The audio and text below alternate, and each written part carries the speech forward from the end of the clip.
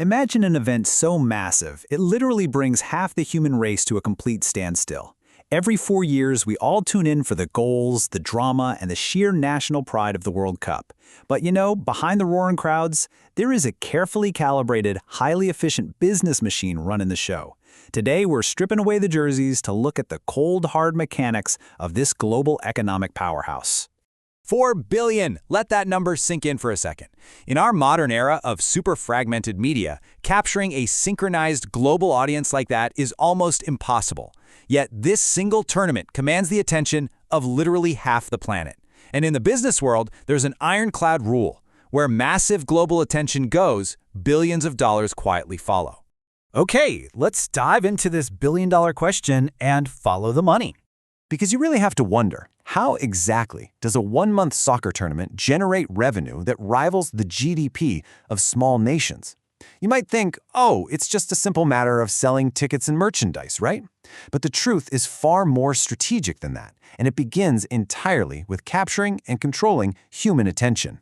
So what's the actual revenue reality once we look beyond the stadium? So the crucial point here is that most people just assume the absolute fortune comes from gate receipts, ticket sales, jerseys, maybe some scarves. But actually, scratch that. That is just the assumption, not the reality. The overwhelming reality? Broadcasting rights. The true lifeblood of this entire tournament flows directly through television networks and global streaming platforms. Broadcasters are out there willing to write absolute blank checks for this event. And why? Because millions of people are glued to their screens at the exact same moment.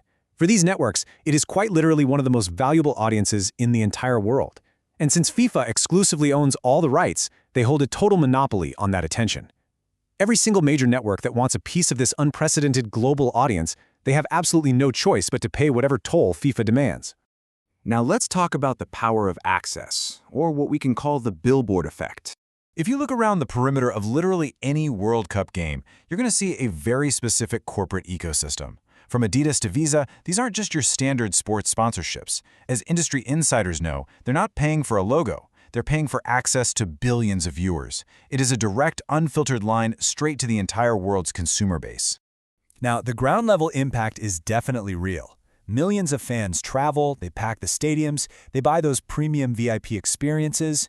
Every single game becomes this hyper-localized economic event. But to put things into perspective, in the grand scheme of this massive business, that stadium-level spending is really just the colorful backdrop to a much larger, way more lucrative corporate strategy. Which brings us to the expansion formula and exactly how they calculate growth. Now what's really interesting here is the sheer scale of the upcoming 2026 expansion. We're moving from the historical 32 teams to a massive 48-team roster. Sure, the public relations narrative claims this is all about global inclusion, right? But underneath it all, this is a highly calculated, aggressive business move designed to exponentially scale the tournament's financial value. It boils down to a remarkably cold, simple business formula. Check it out. Step 1, expand the event with more teams, which obviously creates more games. Step 2, more games lead to more viewers across more time zones. And finally, step 3, more viewers directly translates into increased advertising revenue and broadcast fees. Expand, increase, multiply. It's practically a mathematical certainty. And this leads us to their ultimate asset, selling attention. Think about this. FIFA doesn't actually manufacture physical products. They don't build smartphones, they don't engineer cars. Their greatest asset isn't something you can hold in your hand. It's absolute, airtight control. Ownership. They own the intellectual property, the broadcast rights, the sponsorship tiers, the whole shebang. It's this total ownership that magically transforms pure human attention into billions of dollars. So, the World Cup might look like just a sporting event on the surface. The celebrations, the tears, the incredible athleticism.